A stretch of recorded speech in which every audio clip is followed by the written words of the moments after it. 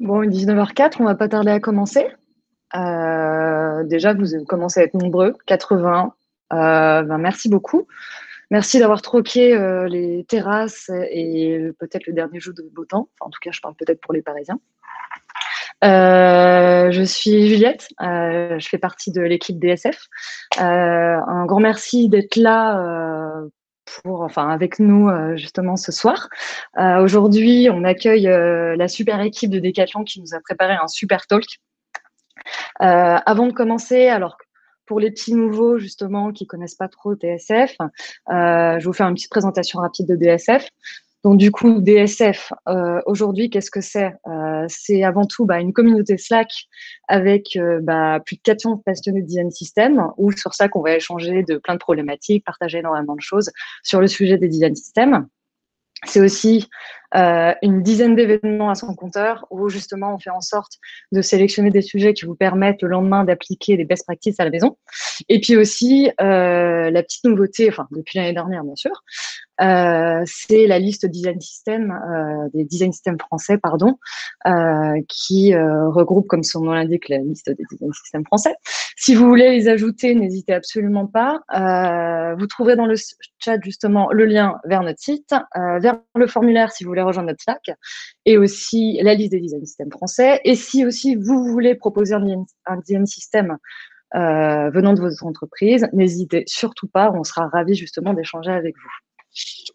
Donc du coup aujourd'hui on accueille la super équipe de Decathlon. Avant toute chose, quelques petites règles de bienséance. Merci de bien couper vos caméras, j'en vois quelques-unes sur mon autre écran. Coupez absolument vos micros, c'est super important pour le respect de nos speakers et surtout de leur travail. Quelconque question, en fait, pour ceux qui ne connaissent pas Google Meet, il y a une petite fonctionnalité à côté du chat avec quelques petites formes géométriques et avec une fonctionnalité question. Donc, n'hésitez pas à poser vos questions. On va essayer de toutes les traiter, mais si on n'y arrive pas, on va en lister quelques-unes pour essayer de respecter le temps. Et puis voilà, et évidemment, si vous avez quelconque feedback, n'hésitez pas à aller sur notre site, à nous partager des retours, des idées. Si vous voulez proposer un event aussi, n'hésitez surtout pas. Si vous voulez nous féliciter aussi, on accepte aussi les acclamations, pas de problème. Bon voilà, et voilà, je vais laisser la place à Sabrina Vigile et à Laurent Thibault. Bonjour à toutes et tous, merci de nous avoir invités au Meetup DSF, le 11e Meetup, pour présenter le design system de Decathlon. On est vraiment heureux d'être là aujourd'hui avec Sabrina. Donc, je ne sais pas si vous connaissez Decathlon, peut-être potentiellement. Decathlon, c'est une entreprise internationale, un des leaders du sport dans le monde, qui favorise en fait dans son management l'autonomie et la créativité.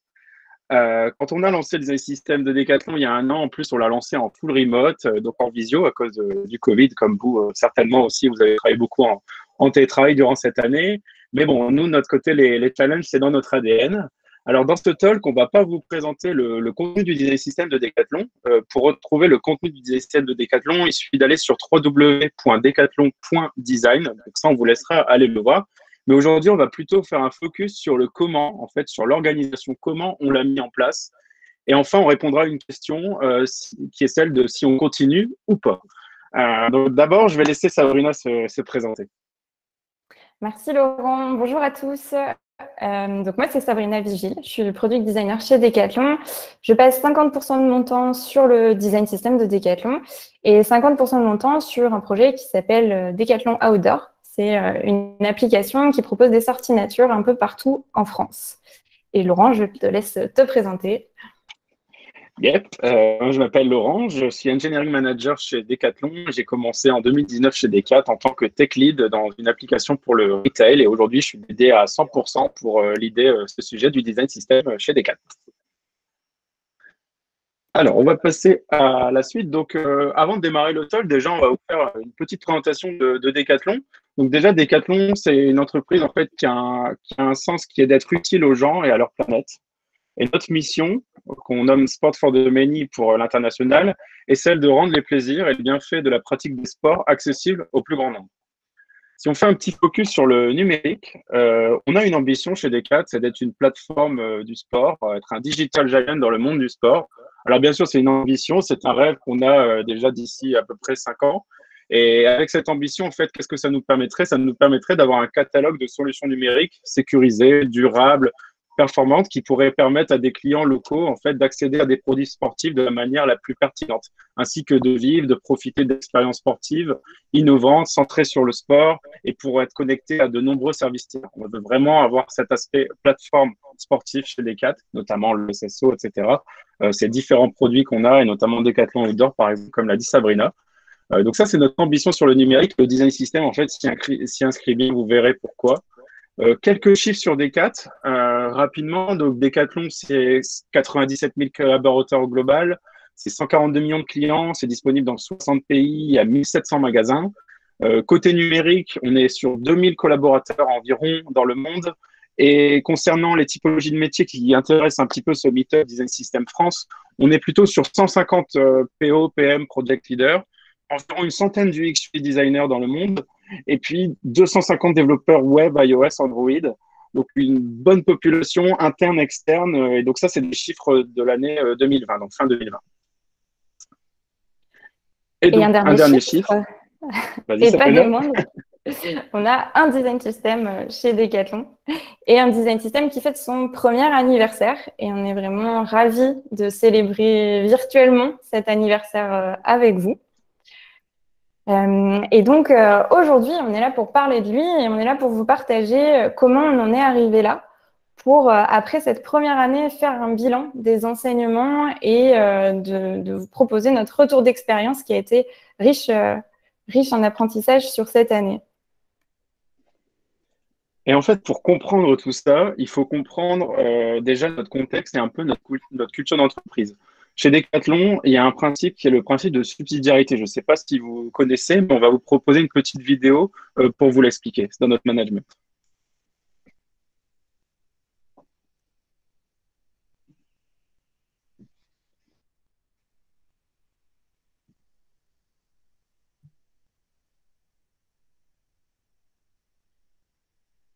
On n'a pas de son. Ah. On l'avait en démo. Si on n'a pas le son, je peux improviser en vous l'expliquant. On l'avait il y a 2 secondes.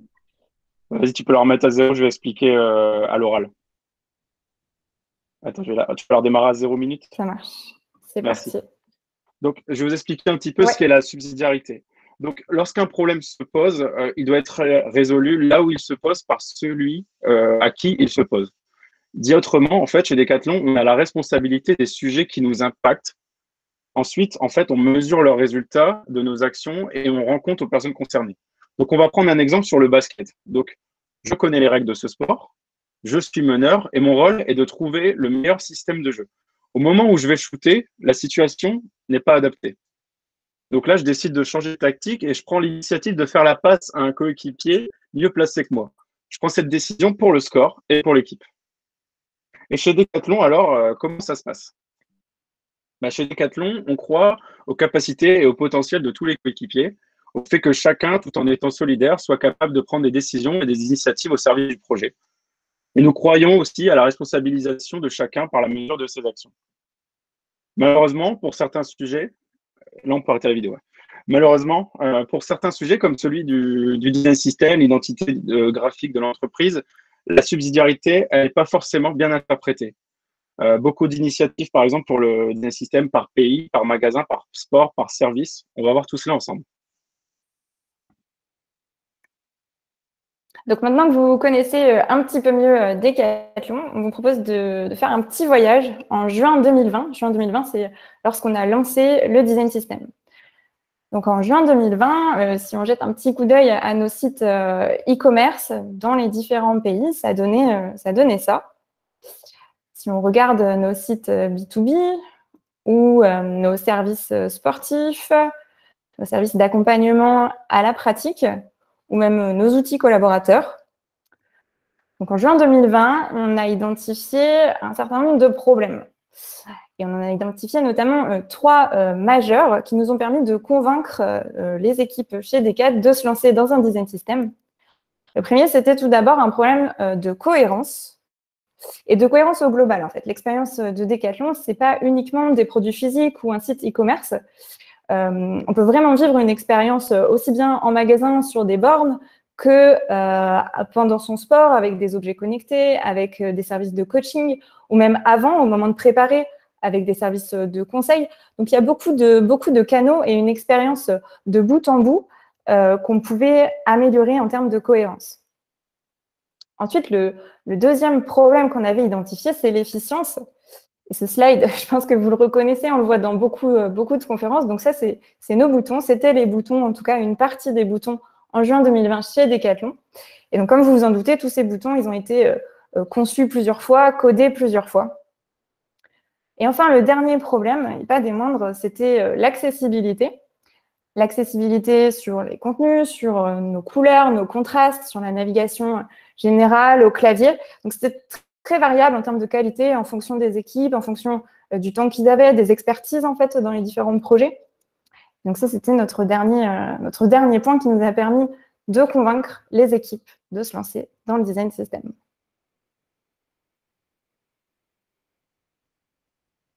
Alors, par où on a commencé? On a commencé du coup par un kick-off. On a mis le petit virus, hein, forcément. C'était pile dans la période de déconfinement, mais visio quand même oblige, et puis international. Donc, c'était pas plus mal non plus. Et donc, je vais laisser Sabrina vous présenter par quoi on a commencé en tout premier. Donc, tout d'abord, on s'est lancé dans un inventaire de l'existant. On a pu se réunir juste sur cette période-là de l'été, une fois tous masqués, comme vous le voyez. Et l'objectif, c'était pas d'avoir une vue exhaustive en fait de tout ce qu'il y avait, c'était juste d'avoir une vision d'ensemble et de définir ensemble un langage commun. C'est un atelier qui nous a pris environ 1h30 et qu'on n'a pas poussé au maximum parce que l'inventaire, vous verrez qu'on va le faire au fil de l'eau et au quotidien dans le design system. Ensuite, on est allé voir les équipes. Donc, on a fait pas mal d'interviews. Nous, on en a fait 18 parce qu'on avait plein de contextes différents à aller voir, plein de corps de métiers différents chez Decat. Et on vous a mis, si vous voulez le screener, les questions qu'on a posées. Donc, beaucoup de questions sur le contexte et puis beaucoup de questions sur le design system en lui-même. On a essayé d'identifier les attentes, mais aussi les inquiétudes de tous les coéquipiers. Et puis, de déterminer les critères de succès, les critères d'échec. On s'est beaucoup appuyé sur les travaux de Brad Frost. Et d'ailleurs, on va vous glisser un petit lien si vous êtes intéressé pour aller regarder. On vous le met dans le chat. Donc, après être allé voir tout le monde, du coup, on s'est penché sur nos outils. Nos outils de design pour diffuser notre design system et puis nos outils de documentation pour documenter tous les composants et nos guidelines, etc. Pour bien les choisir, du coup, on s'est listé les critères qui étaient importants pour nous. Côté design, on avait un gros enjeu sur l'adoption. Donc, vous voulez choisir des outils qui sont beaucoup utilisés chez Decat. On avait un peu de tout, du Figma, du Sketch, du XD. Il n'y a rien qui vraiment avait été tranché. Et côté documentation, nos critères, c'était surtout de pouvoir tous documenter, de pouvoir déléguer des accès, de pouvoir laisser un maximum de personnes alimenter le design system. Et enfin, aussi, la compatibilité avec nos outils. Donc, côté design, on a tranché pour Sketch. Alors, attention, ne screenez pas cet écran-là parce qu'il n'est pas du tout à jour. À l'époque, Sketch ne proposait pas la co-création et on était en plein contexte Covid, donc c'était quelque chose d'important. Et on a choisi XD, qui, lui, par contre, proposait la collaboration en direct et qui était en plus installé sur beaucoup de postes, puisqu'on a tous la Creative Suite chez Decat. On a laissé Figma, parce que vous allez voir, on va vous l'expliquer. On a basculé en cours de route. En décembre, on a tous basculé sur Figma. Côté documentation, on a choisi Zero Weight, qui répondait au maximum de critères qui étaient importants pour nous. Et ça nous a permis de très vite documenter, très vite être en ligne et avoir le support qu'il nous fallait pour partager nos documentations. Ensuite, après avoir choisi nos outils, du coup, on a construit notre wiki. Je te laisse, Laurent, continuer. Oui, en fait, on a construit notre Space Wiki sur l'outil Confluence. Donc, on a eu de la chance, en fait, en juin 2020, à Decathlon, il y a eu aussi le wiki qui s'est lancé. Donc, c'est un wiki qui regroupe différents produits, différentes business units pour écrire un peu l'organisation de leurs produits. Et nous, on a profité de cette occasion pour faire notre propre space. On a été un des premiers au début, en plus, à le faire. Et on s'en est beaucoup servi parce que c'est ce qui a fait office de support de notre kick-off. En fait, au début, on n'avait que ce lien-là. Il n'y avait même pas le design system qui existait. Et tout le monde l'a mis en favori un petit peu, et c'est là où on le rendait vivant en fait. Et donc, qu'est-ce qu'il y avait au départ? On avait la vision de ce produit en fait à 6 mois, parce que vous le verrez, mais en fait, on était sur une demi-année test au début. On a commencé en juin 2020. On nous a laissé à peu près voilà 6 mois pour avec des critères aussi, des engagements à court, moyen terme. Le but était de voir en fait l'engouement autour de ce sujet, les différents résultats qu'on pourrait atteindre, les différentes valeurs créées, et puis ensuite on verrait. On a présenté aussi l'écosystème qu'on vous présentera juste après sur ce wiki. On avait aussi expliqué nos rituels synchrones, qu'est-ce qu'on allait faire de manière synchrone, et également les activités asynchrones de cette core team que vous présentera Sabrina juste après aussi. On avait notre Kanban board qui était intégré directement. Donc, comme c'est Confluence, on était intégré derrière avec un Kanban board avec Jira, donc bien intégré ensemble. Et puis, le lien de contact utile, au début, une seule adresse qui était une mailing list qui ramenait vers la core team pour pouvoir nous contacter à propos de ce sujet. Et donc, aujourd'hui, ce wiki il existe toujours. Il n'a pas beaucoup changé. Il a juste des choses en plus. Donc, maintenant, on a des slides. Depuis le temps, on a eu le temps d'en faire. On a des meeting notes aussi. Donc, dans les meeting notes, c'est là où on va mettre en fait, tout tracé, toutes nos réunions, qui était là, quand, etc. On s'est directement intégré dedans. Donc, ça, c'est top. On a nos OKR. Donc, la petite spoiler alerte, j'en parle juste après. On a des liens utiles d'inspiration. On a plein de listes aussi. On a la liste de nos consommateurs, la liste de nos contributeurs. C'est du déclaratif pour l'instant. C'est pas encore automatisé. On a la liste de nos partenaires aussi, les entreprises extérieures. Un formulaire de feedback et un formulaire d'inscription de newsletter. Donc voilà, on met tout là-dessus pour l'organisation. Donc c'est privé par contre. Il faut se loguer avec le SSO Decathlon. Voilà, c'est notre partie privée. Et puis après, on a le site qui lui est ouvert, decathlon.design. Donc cette demi-année test a fourni des premiers résultats. Donc au 31 décembre 2020, on peut le résumer comme livrable en fait essentiel et un bel engouement. Pourquoi un bel engouement et des livrables essentiels? Puisqu'on avait quand même 10 pages, une dizaine de pages en fait où on a écrit les objectifs déjà du sujet, quelques guides de démarrage pour designers et développeurs qui n'existaient pas avant, des guidelines, donc des lignes de pratique sur des fondations, et puis des premiers composants, donc les fameux composants impactants à faible effort comme les boutons, textile pot, etc., les fameux. Et donc, pas que, on a eu aussi la chance d'avoir des feedbacks. Notamment là, 3 feedbacks qu'on a volontairement mis en dehors de la France, puisque la masse salariale française dans les designers, dans les développeurs est très importante. Nous, c'était super important aussi de voir qu'on n'avait que 45% des consultations du site qui venaient de la France. Donc ça, c'était top. Et par exemple, si on regarde le feedback de Renato, qui vient de Hongrie, c'est quelqu'un qui est responsable à la fois de l'UX UI et du développement front. Donc lui, pour lui, c'était une mine d'or. Donc ça nous faisait vraiment plaisir. Et au 31-12, voilà, on était vraiment contents. Et justement, c'est important pour nous, cette axe communautaire.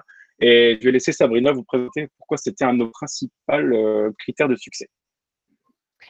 Tout à fait. Donc, les communautés, c'est quelque chose de très, très important. C'est un critère de succès chez nous. C'est très lié à notre culture d'entreprise. Alors, les communautés chez Decat, c'est quoi? Donc, Decat, c'est organisé en réseau avec des communautés. Et en juin 2020, quand on s'est lancé, on avait surtout la communauté développeur qui était assez développée, c'est-à-dire qui interagissait bien, qui avait des rituels, de l'échange, du partage, et un peu moins la communauté de design. Donc ça, c'était quelque chose d'important aussi à développer pour faire vivre le design system. Pour renforcer du coup ces communautés, on a beaucoup communiqué. Donc c'est très très important de communiquer et de multiplier les canaux de communication. On s'est servi du site internet où du coup on publiait des news, on plaçait nos release notes à disposition de tout le monde. On s'est aussi appuyé sur les équipes de communication IT en interne. J'en profite du coup, vous pouvez suivre Decathlon Dev qui est présent sur Twitter, sur Instagram, sur LinkedIn. Donc, c'est nos communautés de communication qui publient toutes les 2 semaines des petits éléments sur Vitamine. Et ça aussi, ça nous a aidé à partager des infos, des nouveautés sur le design system. Ensuite, on a monté un Slack qui est un espace pour tous ceux qui sont intéressés au design system. Il est ouvert. Aujourd'hui, on a 265 membres. Ça va être du coup des échanges très réguliers, des questions, des choses rapides, spontanées. On peut faire aussi passer des petits sondages via le Slack. Et enfin, on a organisé une newsletter où les gens du coup se sont inscrits. C'est plutôt du bouche à oreille. Cette newsletter, on vous la met juste après, si vous voulez la regarder. Donc, ce qu'on y retrouve, en fait, c'est nos release notes. Donc, qu'est-ce qu'on vient de publier, qu'est-ce qui vient d'arriver, des nouveautés, des news, bien sûr, ce qui va arriver bientôt. Mais aussi, on a une partie sur les remerciements. Et ça, c'est très, très important. On a une sorte de wall of fame, entre guillemets. C'est important pour nous de reconnaître les personnes qui participent au design system et notamment les contributeurs. Je vais vous en parler juste ici. Ça me permet de vous montrer un peu comment on est organisé, structuré en termes d'écosystème. On a une core contributeur team qui est de l'ordre de 10 personnes. Donc, les core contributeurs, c'est des personnes qui ont vraiment du temps dédié, entre guillemets, officiellement sur le design system. Donc, des designers, des développeurs web ou mobile, iOS, Android, qui, eux, participent aussi à des projets qui sont des projets, entre guillemets, pilotes. Ces projets pilotes, c'est des projets qui vont être très liés au design system. Ça va être les premiers consommateurs du design system, des gens qui vont beaucoup l'enrichir, beaucoup faire de feedback. Moi, comme je vous le disais en introduction, je passe 50% de mon temps sur le design system et 50 autres % sur un autre projet, qui lui est aussi projet pilote. Et ensuite, on a les communautés, donc les communautés de designers, de développeurs, qui sont de l'ordre de 350 personnes. Et enfin, les watchers. Les watchers, c'est des personnes qui sont plutôt intéressées, qui sont plutôt des sponsors, ça peut être des PO, des PM, des personnes qui ont envie d'être tenues au courant du design system et qui n'ont pas forcément besoin ou envie de s'impliquer plus que ça dans la contribution du design system.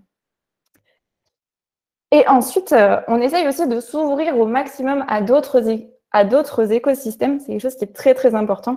Et on pense que c'est vraiment riche, en fait, de s'ouvrir à d'autres entreprises, d'autres partenaires. On essaye au maximum de rencontrer d'autres sociétés. Là, pour l'anecdote, dans quelques semaines, on va rencontrer Adidas. Et on a vraiment structuré un fichier qui nous permet de lister les partenaires qu'on a envie de rencontrer. Et on essaye de croiser des gens environ une fois par mois pour faire des échanges, du coup, inter-entreprises. Et vu qu'on sait qu'ici, il y a plein de personnes qui travaillent sur les design systems, bah, on en profite et on va vous glisser un petit lien. Si vous avez envie qu'on se rencontre, qu'on partage sur des sujets, bah, n'hésitez pas. On est très partant pour ça. Ensuite, on implique, comme je vous le disais, au maximum les communautés et les contributeurs. Alors, on a identifié différents niveaux de contribution, mais on juge que c'est très, très important, quel que soit le niveau de contribution, d'avoir de la reconnaissance, de valoriser ces contributions. Ça peut être très light. Ça peut être, par exemple, faire un petit feedback sur une coquille dans la librairie. Ça, c'est un feedback et on va le valoriser dans nos newsletters, etc. Après, ça peut être des choses un peu plus impliquantes. Ça peut être proposer une amélioration, un changement, ou même encore plus impliquante, donc une large contribution, ça va être quelqu'un qui, par exemple, participe à la rédaction d'une guideline. Là, par exemple, récemment, on a publié les guidelines sur le Green IT et on a vraiment des experts du Green IT qui se sont impliqués dans la rédaction de ces guidelines. Ou alors, vraiment là, une heavy contribution, c'est des gens qui vont vraiment proposer une nouvelle fonctionnalité ou un composant tout entier. Et pour vous décrire un petit peu plus cette grosse contribution, on va vous montrer un petit exemple. Donc là, pour l'exemple, actuellement, il y a une refonte des fiches produits sur le site e-commerce. Alors, dans ce cas-là, en fait, ils sont en train de créer plein de nouveaux composants. Des composants qui pourraient très rapidement arriver dans le design system ou d'autres composants qui, par contre, sont plus complexes ou nécessitent d'autres éléments qui n'ont pas encore été développés dans le design system. Donc, dans ce cas-là, de gros éléments où on n'est pas encore prêt à les intégrer, on a mis en place ce fichier. C'est un fichier Figma qui est ouvert à toute l'organisation. Ça veut dire que tout le monde est éditeur et peut venir déposer des choses sur ce fichier. Vous voyez sur la gauche, on a créé des pages avec tous les composants qui arrivent bientôt et tout le monde est libre de venir déposer en fait ce sur quoi il travaille, ce qui va arriver bientôt. Et au moment où on se lancera dans ce composant-là, on va venir consulter cette page et peut-être ressolliciter les personnes pour retravailler avec elles. Mais si par contre, on est sur un composant qui peut arriver très rapidement, donc là je vous ai mis l'exemple par exemple des ratings, des petites étoiles, là on va se lancer du coup dans un mode contributif où on va travailler avec les personnes pour développer ce composant. Donc, on peut le faire en multicurseur tous ensemble ou alors en asynchrone et puis se revoir et travailler sur ces composants. Pour travailler sur ces composants, on a déterminé une checklist. On vous a mis le lien, je vois dans le chat. On va être vigilant sur le fait de bien utiliser les atomes ou sur les critères d'accessibilité. C'est un très bon exemple ici avec des étoiles qui sont jaunes. On s'est bien pris le chou. Et donc, une fois qu'on est OK là-dessus, on va pouvoir mettre le composant en bêta. Et ça, du coup, c'est un autre parti pris qu'on a, c'est qu'on veut très rapidement mettre à disposition les composants, même s'ils ne sont pas complètement validés, entre guillemets, ou on n'est pas vraiment sûr. On va les mettre à disposition de tout le monde, à disposition de la communauté, mais avec le petit tag bêta. Et donc, les gens savent, en fait, en l'utilisant, qu'il est susceptible d'évoluer. Et derrière, du coup, pour le sortir de bêta, on a mis en place un petit système de review. En fait, on va demander à la communauté s'il y a des gens qui sont d'accord pour se porter volontaire pour devenir reviewer du composant.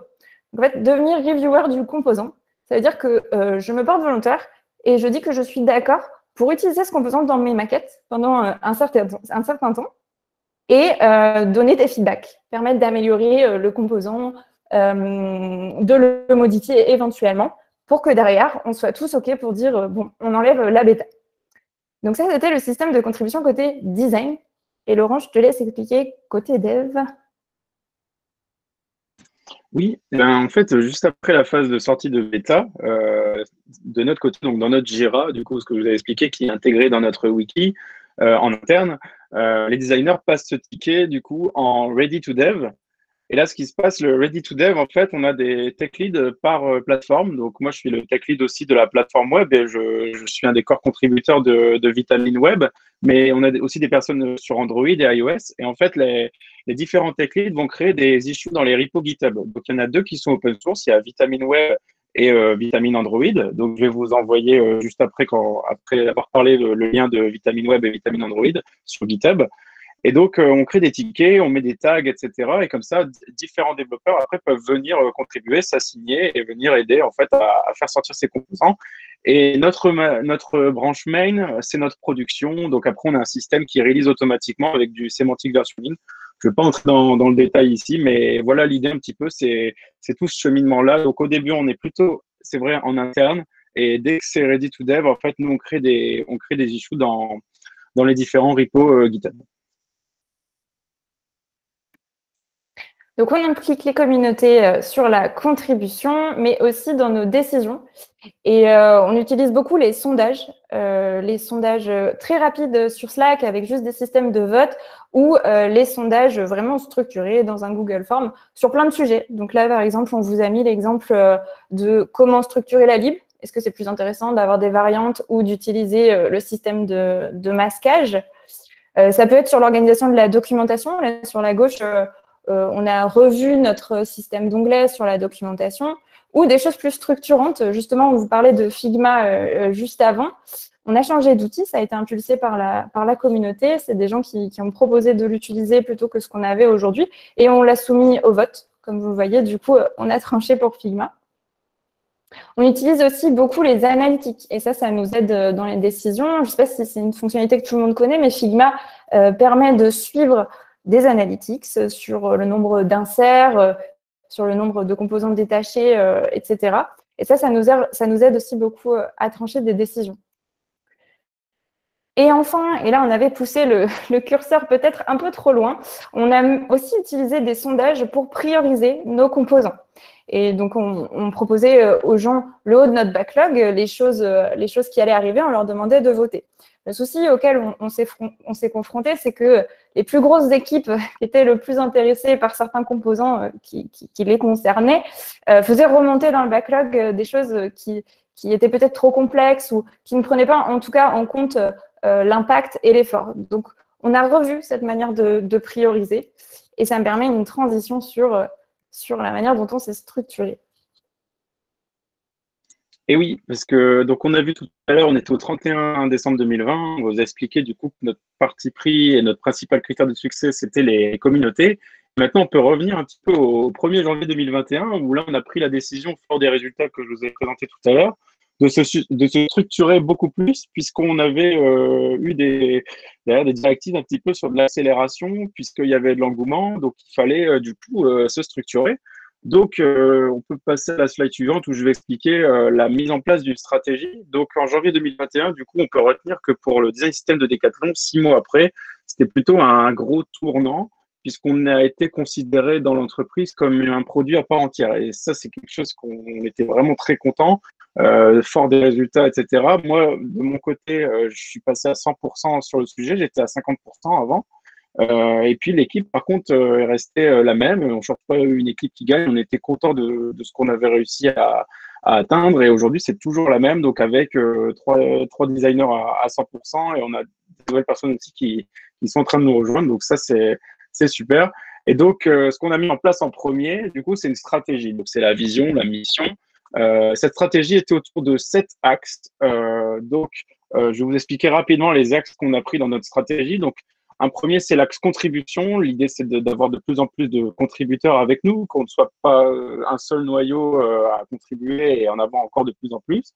L'adoption aussi, donc c'est vraiment quelque chose qu'on note. C'est logique que le design system doit être adopté, mais nous, on le note vraiment. Vous verrez dans notre méthode après pour suivre le delivery que c'est quelque chose où on met vraiment l'accent pour ne pas oublier et aller vraiment chercher des personnes à adopter le design system. For the future, justement, pour penser un petit peu à l'identité graphique de demain. Et il faut qu'on soit le reflet et qu'on permette ça facilement et d'être très agile et flexible au moment où ça arrivera, notamment. Not just digital, pourquoi? Parce que Decathlon, vous le verrez sur le site, mais en fait, l'onglet digital, justement, ce n'est qu'un onglet. On a d'autres parties dans le site pour la partie magasin, pour la partie produit physique, pour la partie de la marque, du contenu, etc. Donc, il n'y a pas que ça. No-brainer, ça c'est un axe dans l'idée, ça vient de notre VP Product qui souhaitait en fait que en fin d'année 2021, ça soit dans les mœurs, que ce soit dans le geste en fait des designers, des développeurs, des product owners, d'utiliser le design system, qu'il n'y ait plus de débat en fait et que ça s'utilise, c'est tellement documenté, etc. qu'on n'a même plus besoin d'aller vers quelqu'un, d'aller vers une communauté. Voilà, ça c'est l'idée de cet axe-là. Un exemple, par exemple, l'entrée de Figma chez nous, ça répond bien à cet axe-là puisqu'on a réussi à rassembler beaucoup de projets différents sur le même outil et à collaborer. Un axe construction, puisqu'on a encore beaucoup de choses à faire dans notre design system, on en est même conscient. Vous pourrez voir la page Component Status, il nous reste beaucoup de choses à développer et à concevoir. Et puis un axe sur la responsabilité dans le numérique, puisqu'il nous fallait beaucoup de guidelines là-dessus, notamment celle de l'éco-design, celle de l'accessibilité. Justement, on a un petit sondage à vous envoyer. Si parmi ces axes, et je vais même vous en donner un de plus d'ailleurs, dans votre entreprise, selon vous, ce serait lequel le plus difficile à mettre en place? C'est juste pour savoir un peu, avoir une idée du coup par rapport à votre entreprise. Donc, on vous en donne 5 dans les choix. Le premier, c'est la contribution. Le deuxième, c'est l'adoption. Le troisième, c'est la responsabilité numérique. Le quatrième, c'est la construction.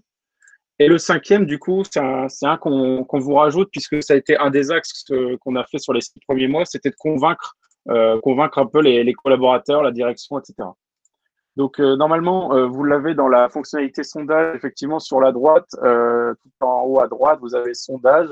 Et voilà, vous avez directement les 5 et vous pouvez voter. Et puis, moi, je continue la presse. Ensuite, du coup, donc, une fois la stratégie posée, on a aussi priorisé nos guidelines et nos composants. Je rebondis un petit peu sur ce qui avait été dit juste avant par Sabrina. C'est vrai qu'avant, voilà, on avait tenté un petit peu le vote, etc. Ça pouvait être un peu biaisé. On a revu ça. Au moins, on avait quand même la data de l'impact, puisqu'on avait le nombre des personnes, etc., le nombre de personnes aussi intéressées pour un sujet. Maintenant, il nous manquait l'effort aussi. Et donc, on s'est servi un petit peu de l'atelier que proposait Audrea, que vous connaissez peut-être sûrement, qui est Product Design Director chez Open Classroom. Et on vous a justement glissé le lien. Donc, c'est un article de blog qui s'appelle « Prioriser les composants de votre design system ». On a exactement fait cet atelier et ça nous sert beaucoup, encore aujourd'hui. Ensuite, on a mis en place une roadmap produit. Toujours, je ne sais pas si vous l'avez remarqué, mais en fait, on garde les mêmes codes couleurs et les mêmes axes. Ça, c'est important pour comprendre facilement, en fait. Et on essaie de toute façon, on l'a toujours pas changé. On s'engage sur un an, en fait, à garder ces axes. Et donc, comme je vous disais tout à l'heure, j'avais un petit peu spoilé. Pour suivre le delivery de notre design system cette année, on utilise, puisqu'on est un produit comme les autres chez Decathlon, on utilise la méthode obligatoire de tous les produits chez Decathlon, c'est la méthode OKR, Objective Key Results. Alors, pour celles et ceux qui ne connaissent pas, je vais essayer de vous l'expliquer en 1 minute. Objective Key Results, chez nous, déjà, on s'engage un peu au trimestre. Donc, tous les trimestres, on définit des objectifs et des Key Results associés. Comment ça se passe? Donc, vous avez en 2 parties. Donc, il y a la partie où, donc la question où est-ce qu'on va aller, et le comment. Donc, dans la question où, en fait, on a bien sûr la mission et la vision donc, que je vous ai présenté juste avant. Donc, ça, c'est plutôt à l'année. Chaque trimestre, on va définir 3-4 objectifs. On n'essaie de pas trop en mettre non plus. Il faut, bien sûr, ces objectifs sont SMART forcément. Et derrière chaque objectif, on a des résultats clés. Ensuite, derrière chaque résultat clé, on met un porteur du résultat. Ça permet de responsabiliser un petit peu toute l'équipe, comme je vous l'ai expliqué dans le principe de subsidiarité. L'idée, c'est que chaque personne dans l'équipe peut être porteur d'un key result, le fait de faire rentrer Figma dans l'entreprise, le fait de faire le composant checkbox, etc. Et puis après, ils font leur propre to-do list, bien sûr. Et l'idée, c'est que dans 3 mois, en fait, on soit arrivé à atteindre les objectifs et les key results associés. Concrètement, qu'est-ce que ça donne du coup? On peut passer à la slide suivante. Yes. Tout doux, je l'avais enlevé, merci. Ça serait pour live. Donc là, c'est beau. Voilà, désolé. Donc là, on devrait mettre un screen de Data Studio. Désolé, on n'a plus pensé à le remettre. Donc, on a un Data Studio qui agrège tous les OKR de tous les produits chez Decathlon et qui permet à la direction, aux dirigeants, au staff, une IT Decathlon, de voir un petit peu ce qui est en risque ou pas par rapport à ce qu'on s'était donné dans le trimestre et prendre des décisions rapidement. Et donc, concrètement, ici, on ne voit pas très bien, mais si vous voulez, on retrouve en objectif nos différents axes, key result associés, une start value, donc à quel pourcentage on avait démarré, la target, à quel pourcentage de ce key result on aimerait atteindre dans 3 mois, la current value, ça, on la met à jour chaque mois parce qu'on a la chance en fait d'être suivi directement par notre VP Product et par notre DSI chaque mois lors d'un checkpoint. Donc, ça nous permet directement chaque fois de passer devant les OKR et de regarder où on en est avec la current value et surtout l'élément juste à côté que vous voyez en rouge et en vert ici, mais il y a aussi un troisième qu'on ne voit pas sur le slide qui est le off-track en orange. Ça permet rapidement de savoir ce qui est en risque, ce qui est on-track où ça va et ce qui est off-track, on commence à avoir des doutes et on va peut-être être en risque. Et on retrouve après les leaders derrière chaque sujet. Donc ça nous permet de prendre des actions et on a notamment des exemples où on ne pensait pas atteindre un key result pour le design system. Admettons, je prends un exemple de l'adoption. Telle équipe, on souhaite que telle équipe adopte le design system dans 3 mois. On n'y arrive pas. Voilà, ils ont d'autres priorités, etc. On le met en risque. Après, notre DSI, notre VP Product le savent et ils prennent ou non des actions s'ils veulent vraiment qu'on atteigne ce key result ou sinon ils nous disent OK, ça marche et puis du coup, ce sera pour le trimestre suivant. Ça permet rapidement de prendre des actions puisque eux, après, ils ont d'autres réunions avec ces personnes-là et peuvent peut-être faire changer les choses. Donc ça, c'est vraiment quelque chose dont on a de la chance chez nous. Et donc voilà, pour cette année de rétrospective, maintenant, on revient en 2021. Et c'est toujours notre anniversaire. Et si on regarde un petit peu l'évolution de nos chiffres, aujourd'hui, en juin 2021, on a 1200 personnes qui utilisent le design system dans 70 produits, dans 25 pays, avec 50 contributeurs. On vous a expliqué du coup comment on les a calculés et on espère qu'on en aura très vite encore plus. Et des nouvelles statistiques, maintenant qu'on a les outils pour le faire, on est à 28 000 inserts sur Figma de composants par semaine et à 3 000 downloads des librairies web, encore une fois, par semaine. Donc, ça nous fait une évolution de 50 produits de 6 pays et 10-20 contributeurs. Et si maintenant, on tire les enseignements de cette année. Oui, eh ben justement, on voulait vous donner des petits takeaways pour terminer ce talk synthétisé sur la base d'une rétrospective, la classique rétrospective de ce qu'on a arrêté, ce qu'on continue et ce qu'on va commencer. Donc, nos flops, ce qu'on a arrêté, donc on a retenu 2 gros éléments qu'on a arrêtés, c'est les design reviews synchrones, comme vous l'avez expliqué. Et d'ailleurs, en fait, c'est bien parce qu'en fait, c'est intéressant. Moi qui suis développeur, ça se rapproche un petit peu de la partie développeur puisque nous, c'est pareil. On a des pull requests donc directement intégrés dans GitHub. Peut-être qu'un jour, Figma permettra ça. On voit le système de branches. J'imagine qu'un jour, on aura aussi le système de request pour merger une branche. Enfin, j'espère. Figma, si vous écoutez, allez-y. Mais en tout cas, ce serait top. Et du coup, c'est vraiment asynchrone. C'est vraiment asynchrone. Donc voilà, je fais une petite feature request pour Figma. Et puis, la priorisation par vote communautaire. Donc, ça, c'est pareil, puisque c'était des fois biaisé, etc. Donc, on la garde sur certains sujets pour savoir un peu l'appétence, mais c'est pas forcément ça qui va influencer directement la roadmap. Nous, derrière, il faut absolument qu'on prenne l'effort en considération et bien vérifier que voilà, c'est pas du bouche à oreille de vote, etc., qui a fait en sorte que c'est un sujet qui passe avant l'autre. Donc voilà ce qu'on a arrêté. Ce qu'on va continuer, donc la transparence avec le wiki, comme on a pu vous l'expliquer tout à l'heure en détail, nous, ça nous a sauvé des heures des heures de one-one à expliquer où est-ce qu'on en est, qu'est-ce qu'on fait, etc. Le wiki, ça nous sauve beaucoup. On utilise aussi beaucoup avec l'équipe des réflexes de la communication asynchrone, le fait de souvent partager des liens au lieu de répondre avec une phrase en direct, que ce soit pour le wiki ou pour le site web. D'ailleurs, dans l'équipe, ce qu'on se dit, c'est que dès qu'on a deux fois la même question à deux endroits différents, il faut absolument tout de suite tracer quelque part et puis filer un lien à la place de répondre à la question individuellement.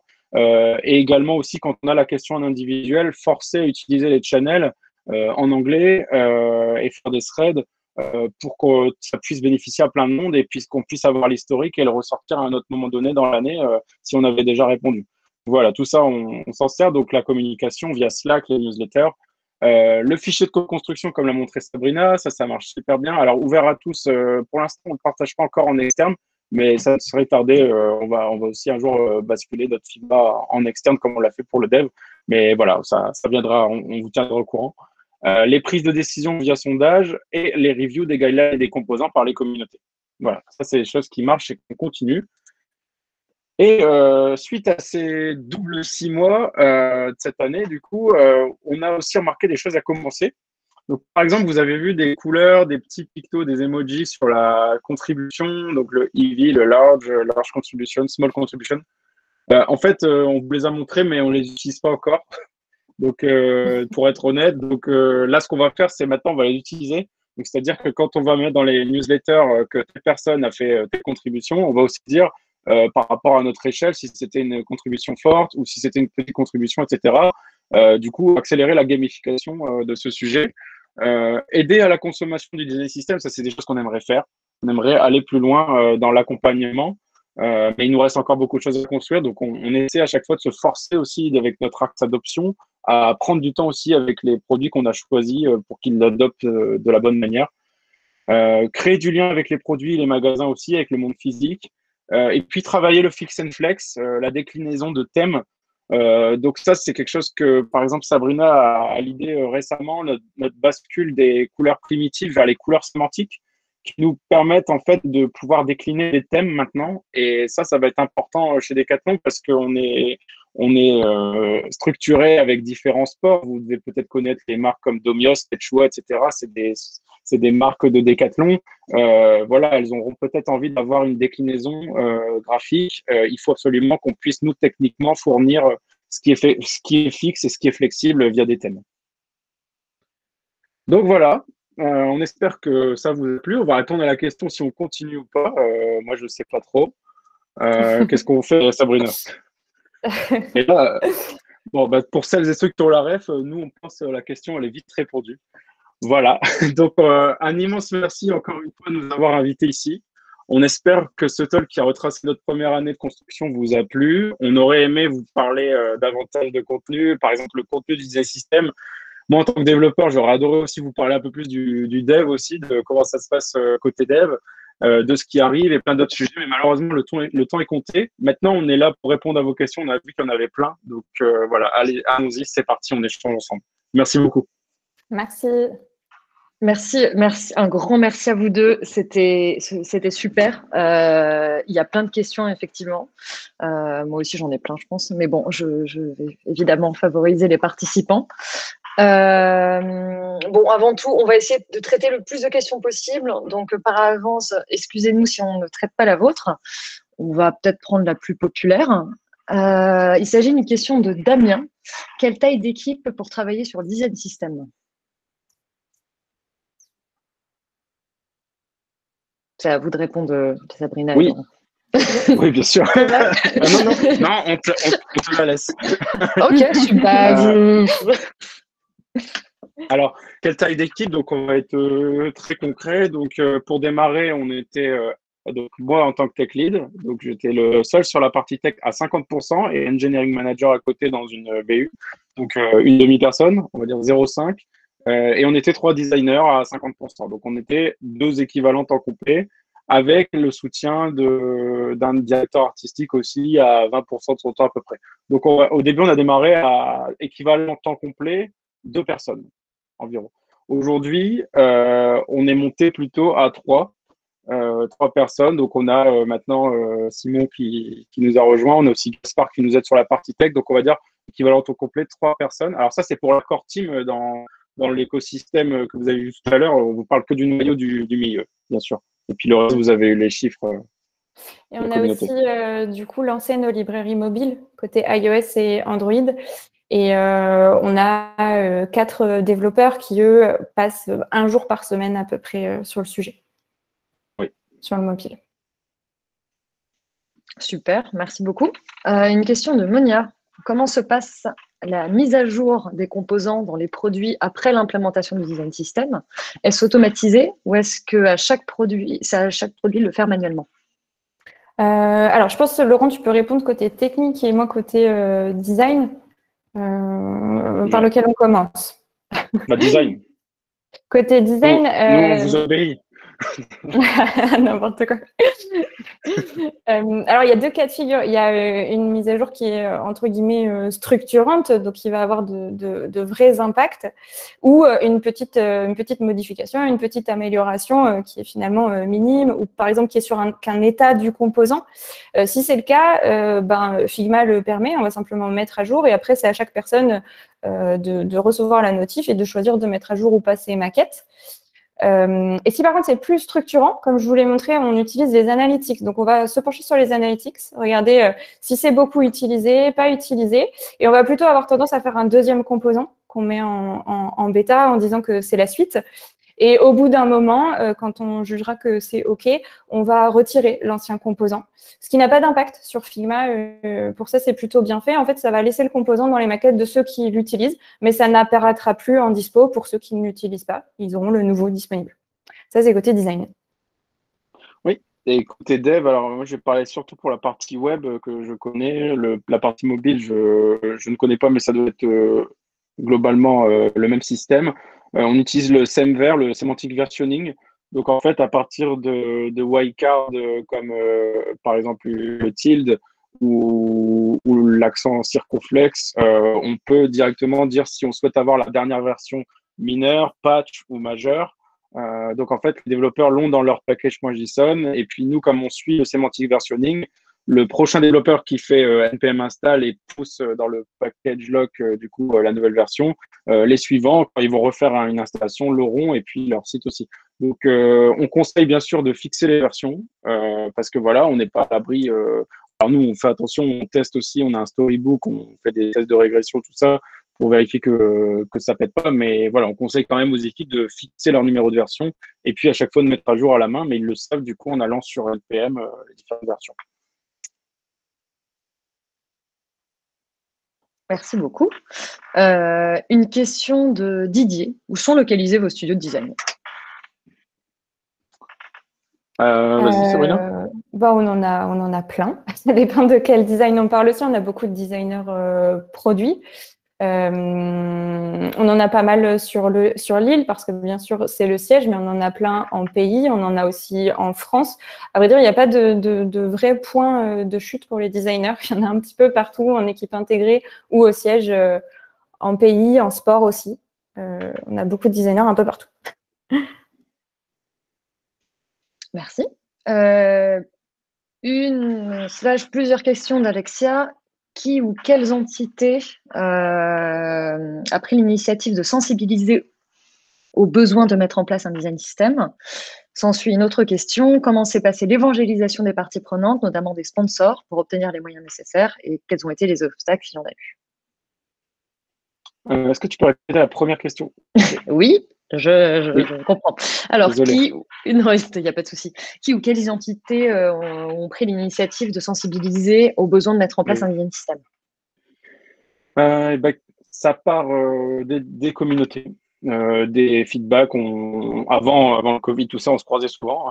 Et puis, au bout d'un moment, en fait, on a tous eu des expériences dans d'autres entreprises où il y en avait des design systems et on a pris le sujet, et on l'a remonté. Et puis, en fait, le début de la presse qu'on vous a présenté sur les 3 problèmes, c'est quelque chose qu'on a présenté en fait à la direction directement.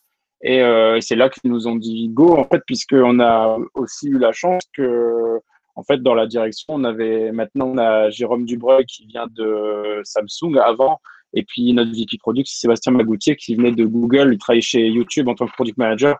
Donc, c'est 2 grosses entreprises qui avaient un design system, donc ça n'a pas été après compliqué à convaincre qu'il fallait lancer ça pour Decathlon. Et vu l'ambition qu'on a aussi d'être plateforme, on multiplie les fronts. Enfin, voilà. Après, ça a été plus simple de convaincre. Et ensuite, comment s'est passée l'évangélisation des parties prenantes, notamment des sponsors, pour obtenir les moyens nécessaires, et quels ont été les obstacles? Pour cette partie-là, en fait, nos sponsors, c'est pareil, c'est surtout les 2 personnes qu'on a citées. Après, c'est bien sûr les patrons des business units qui sont généralement reliés directement à ces 2 personnes-là. Nous, après, l'évangélisation, en fait, on l'a fait par notre communication, souvent régulière. Forcément, les designers sont éclatés dans différentes équipes et business units. Ils sont tous rassemblés sur le même Slack. Donc, en fait, le sujet, après, globalement, le bouche-oreille se fait. On le voit dans nos analytics aussi. Le site est visité de manière constante depuis 6 mois, 1200 visiteurs uniques. C'est d'ailleurs incroyable. Enfin, c'est hyper constant. C'est bizarre. Et donc voilà, je ne sais pas trop comment répondre autrement. Je sais pas si c'était une idée, ça va. Sinon, c'est ça. Oui, je pense que c'est une réponse. On s'est Donc, beaucoup dans les appuyé équipes, sur les des fois, on communautés. s'insère dans les équipes. Des fois, on est invité en Ouais. réunion d'équipe. On fait ce qu'on vient de faire ici, par exemple. Où là, on a invité aussi des gens de Decathlon à regarder le talk de ce soir, par exemple. Voilà. Ça fait partie de l'évangélisation. Oui, on s'appuie beaucoup sur les communautés qui elles-mêmes sont relais, en fait, pour après, derrière, propager, entre guillemets, le design system. Ouais. Je pense qu'il y a une question qui a été un peu similaire. C'était une question de Thierry, comment Decathlon a embarqué les équipes dans le design system? Les équipes étaient-elles déjà sensibles à cette question? Je pense que vous avez un peu répondu à ça. Vous me dites si je me trompe. Oui, c'est ça. Ouais, voilà. Et sinon, qu'est-ce que vous avez fait pour imposer la réorganisation? À vrai dire, on n'a rien imposé, je pense pas. Et je pense en effet qu'il y avait une réelle attente. En tout cas, ça, on l'avait identifié. On vous expliquait qu'on a fait des interviews au moment où on a lancé le sujet. Et on a clairement détecté une vraie attente, une vraie envie de lancer ce design system et d'y contribuer, de le faire grossir. Donc, pour le coup, les gens ont été très moteurs, en fait. Et on n'était pas parti from scratch non plus. On n'a pas eu le temps de le présenter, mais on avait déjà de l'existant, des style guides, plutôt des wikits un peu partout, en fonction des business units, en fonction des budgets et des appétences de chaque designer et développeur dans les BU. Mais on avait déjà aussi des choses, on avait beaucoup d'existants. Donc, c'est là qu'on l'avait ressenti aussi. Il y avait un sujet. Du coup, ça fait un petit pont à une question de Margot qui demandait comment vous aviez commencé le design system, si vous avez commencé par un UI kit, puis style guide, puis ensuite design system. Du coup, non, on a commencé par les objectifs, la clarification de l'organisation, le rassemblement des communautés d'abord, c'était fortement ça.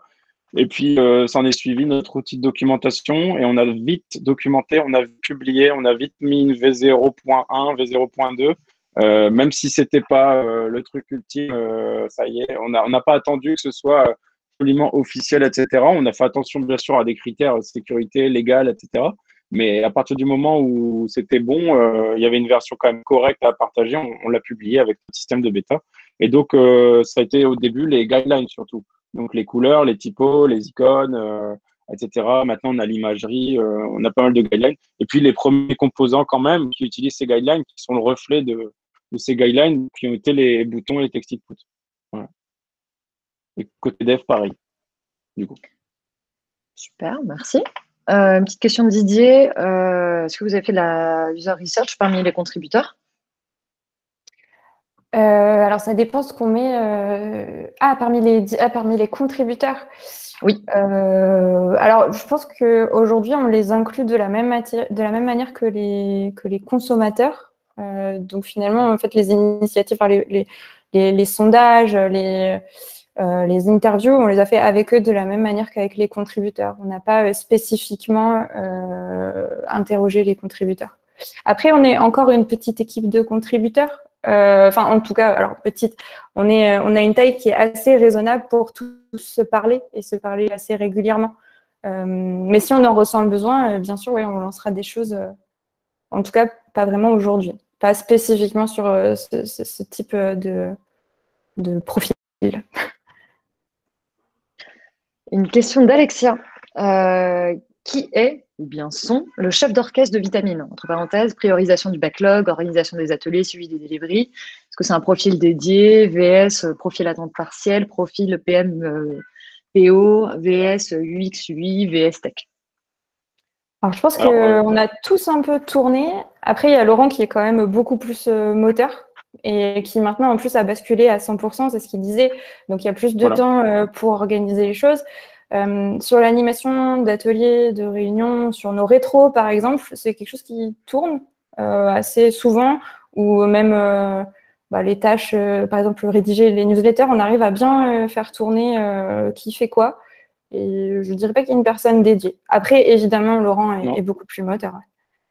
Voilà, en fait, c'est ça. Et pareil pour Figma, par exemple, on est plusieurs admins à se répartir. On met en place, par exemple, un rituel dans l'agenda. Allez, cette semaine, c'est toi, cette semaine, c'est toi qui fait l'admin. Donc, qu'est-ce que c'est l'admin Figma? C'est approuver des plugins, puisqu'on n'accepte pas tous les plugins de base, puisque un plugin égale un produit SaaS. Donc, les équipes légales Decathlon font attention à ça quand même. Et puis, c'est aussi regarder les comptes éditeurs, etc. Enfin, donc ça, on essaie de répartir. Et effectivement, après, pour tout ce qui est orchestré, tout ça, c'est moi aujourd'hui qui suis à 100% dessus. Merci. Anthony demande, quand vous dites plus 20 produits utilisent le design system, qu'est-ce qu'un produit pour vous? Le site Decathlon, une appli spécifique sport? C'est ça. C'est ça. Les deux ensemble. C'est toutes les applis, tous les produits comme Decathlon Outdoor, Decathlon Activité, Developers, tous nos portails qui soient internes, externes, dès qu'il y a une fonctionnalité qui en ressort assez forte, c'est un produit dans ce qu'on compte. Ouais. Derrière, il y a souvent un product owner quand même, en fait. Comme ça, si on peut le lier. Mais des fois, on a un product owner pour plusieurs produits, c'est des tout petits produits. Donc, nous, on le compte comme plusieurs produits quand même. Didier demande quels sont les profils d'utilisateurs de votre design system? Designer, développeur, PO, marketing, consultant? Oui. Alors, marketing consultant, malheureusement, pas encore beaucoup. Communication, pareil, pas encore beaucoup. C'est des choses qu'on a identifiées et qu'on aimerait accélérer. Maintenant, on a la chance aussi d'avoir dans la boucle avec nous les équipes de branding, de la marque et du contenu aussi. Donc, on est directement relié à eux. En plus, il y a un retravail qui est actuellement en train d'être fait sur l'identité de Decathlon au global de l'entreprise. Donc, on travaille main dans la main avec eux et je pense que ça va accélérer aussi sur ces parties-là. Encore une question de Didier. Est-ce que vous suivez-vous les Accessibility Guidelines avec vos nouveaux composants? De quelle Accessibility Guidelines on parle? Je ne suis pas sûre. Aujourd'hui, alors en tout cas, nous, ce qu'on s'est fixé en termes d'objectifs sur l'accessibilité, c'est d'être compliant à un niveau AA et on se réfère au W3C en fait. Ok, si Didier est encore présent dans la salle, qu'il n'hésite pas à pareil, préciser. Côté dev, on vérifie aussi. Donc, ils ont une poste dans Figma avec un plugin designer. Et côté dev, on revérifie dans Storybook. Du coup. Une question de Thierry. Aujourd'hui, vous en êtes où niveau cohérent sur vos différents points de contact? On sait qu'on a encore du chemin à faire. En tout cas, si on parle de points de contact, par exemple, les objets connectés, on n'y est pas encore. Là, on vient tout juste de lancer, enfin tout juste, ça fait quelques mois qu'on a lancé le mobile, le natif, iOS, Android, et il faut encore qu'on continue. Et comme on le disait, Laurent en parlait dans nos next steps, on veut aller encore créer du lien sur les autres canaux avec le magasin, etc. Je pense qu'on a encore du chemin à faire. Aujourd'hui, c'est surtout le web et depuis peu le mobile qui sont développés. On aimerait encore enrichir. On peut aussi, je sais qu'on nous a aussi remonté un besoin sur les newsletters, par exemple. On a encore plein de choses à faire. Une question de Lucie. Utilisez-vous un design token et comment l'avez-vous mis en place? Oui. Alors aujourd'hui, c'est pas très bien industrialisé. On voulait utiliser le Amazon Style Direct Dictionary généré par 08. Malheureusement, ça convenait pas à toutes nos contraintes entre multiplateformes web, iOS, Android. Enfin, voilà, en fait, on n'arrivait pas à trouver forcément un terrain d'entente là-dessus. Donc aujourd'hui, on le fait encore un peu manuellement et on se limite pour l'instant aux couleurs et surtout aux typos et un peu les. Bah non, bah c'est ça, du coup, couleurs, typos. On n'a pas énormément, on n'a pas encore tous les design tokens côté texte sur les shadows, sur les radius, etc. Mais on sait aussi que c'est quelque chose à travailler dans la partie du contenu du site. C'est nos design tokens. Alors, on a vu des plugins côté Figma aussi qui permettent de les générer. Le problème, c'est que ça va demander un gros travail de nomenclature aussi, parce que ce qui est généré, il faut que côté dev, ce soit quand même quelque chose de parlant aussi, les variables et tout. Donc, voilà, c'est un chantier qu'on n'a pas encore démarré. Pour l'instant, on est plutôt sur couleur typo et encore à la main. Mais c'est ça le lien, ouais. Une question d'Alexia. Par quel composant avez-vous commencé? En excluant évidemment Color, Font, Shadow, etc. Au tout début de votre MVP. Je crois que c'est le bouton, non? Oui. Il me semble que c'est le bouton, ouais. Une question de Sonia. Combien aviez-vous de personnes pour mettre en place un design system au démarrage de projet? Comment ça avait évolué? Je pense que vous avez peut-être répondu, c'était 2, c'est ça? Non, je ne sais plus. Oui, en équivalent complet 2, on était 5 personnes sinon. Donc 4 à 50% et puis un directeur artistique à 20%. Une question d'Adrien.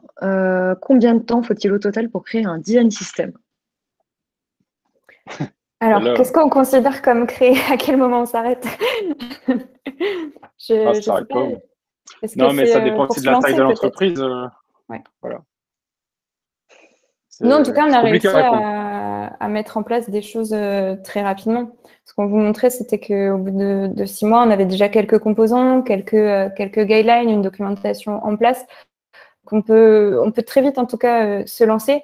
Après, à quel moment on considère qu'on a fini et qu'on a créé un design system, je sais pas, c'est un produit qui va vivre très très longtemps. On ne pourra jamais considérer qu'il est fini. On dira qu'à un moment, il est peut-être mature, mais on aura toujours envie de le faire évoluer. Thierry demande si c'est pas un peu chaud pour se coordonner au niveau international. Bah, ça a été facile grâce au Covid chez nous. Pourquoi? Parce qu'en fait, je suis prêt à le parier, mais si j'avais dû au kick-off rassembler tout le monde dans une salle de réunion, puisque c'est comme ça que c'était avant, il fallait réserver une salle, puisque quand même la majorité des gens sont quand même situés à Lille, en tout cas pour les développeurs et quand même pas mal de designers aussi. Il aurait fallu mettre une salle avec un écran projeté et des personnes dans le monde. Je pense que ça aurait été difficile et pas forcément malheureusement bien accueilli. Enfin, ça aurait été compliqué. Là, finalement, grâce à ça, on a directement embarqué tout le monde avec nous.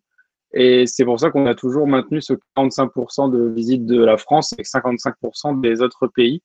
Et donc, on les a gardés dans la partie synchrone des design reviews. Maintenant, on les a arrêtés, mais on continue de garder tous les pays grâce au Slack, en fait. Le Slack qui a des différents channels en fonction des technos, en fonction est-ce que c'est du design ou du dev, du produit. Et donc, on continue de garder ce lien avec eux, en fait. Et on a les relais design en pays qui nous sponsorisent, en fait, qui partagent ça pour gagner plus de temps, forcément. Donc non, ça va. En fait, ça s'est bien passé grâce au Covid, j'ai envie de dire. Et ça va continuer en plus.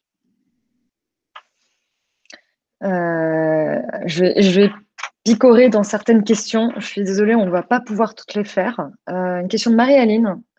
Quel est le lien entre le Confluence d'origine et le 08 en prod à l'adresse decathlon.design? La différence, c'est que le Confluence d'origine encore actuel, c'est pour nous, pour l'organisation du produit. Donc, c'est un peu ce qu'on vous a dévoilé aujourd'hui, ce qu'on n'avait jamais fait en externe. Mais sauf que nous, on connaît depuis un an en interne. Donc, c'est l'organisation, c'est la fiche produit de l'équipe, comment ça se passe, etc.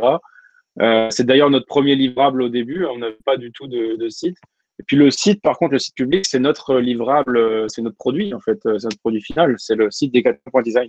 C'est le site sur lequel on travaille et avec les librairies associées derrière. Voilà, organisation et livrable. Une question de Béatrice. Comment avez-vous géré les différences culturelles, entre parenthèses couleurs, RTL, UX Writing, etc.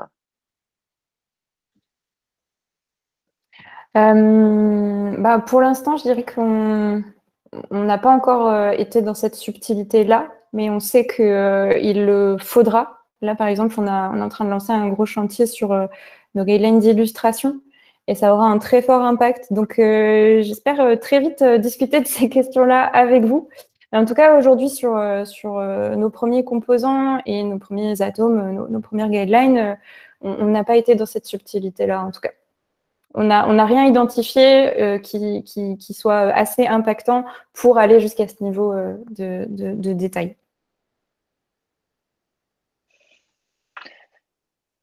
On approche de la fin et je pense qu'il y a eu énormément de questions posées. Est-ce que j'en fais une petite dernière peut-être? Allez, pour le plaisir. Allez, juste pour le plaisir. Du coup, je ne sais pas du tout laquelle choisir. J'ai une question de Rémi. Côté mobile, vous créez des librairies externes, entre parenthèses Kotlin et Swift, qui sont importées dans les applications ou bien une version Swift UI prévue? C'est une question pour Laurent. Alors, est-ce que Laurent, sinon Je pense savoir, c'est la première, mais vas-y, si tu connais mieux, Sabrina, ouais.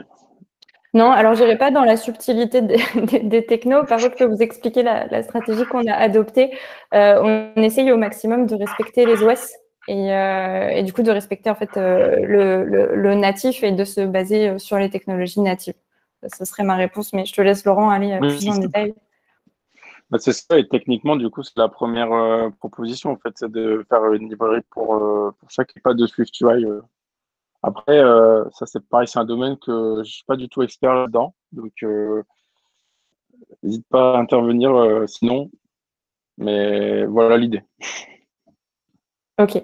Après, je sais que les développeurs, c'est dommage qu'ils n'aient pas pu faire ce talk avec nous, mais s'intéressent aussi beaucoup aux dernières nouveautés côté Android. Je crois qu'ils testent des choses sur un nouveau langage. Je ne me souviens plus de son nom, ça commence par un C. Ça te parlera sûrement. Oui, c'est Compose. Compose, voilà. Donc, je sais qu'ils sont vraiment très, très intéressés par Compose. Apparemment, ça permet beaucoup plus de flexibilité et ça leur permettrait du coup de construire le design system avec beaucoup plus de finesse dans la manière dont ils structurent les composants, etc. Et ça, je sais qu'ils se penchent dessus. Et sinon, pour aujourd'hui et pour les projets qui le consomment actuellement, c'est techno-native.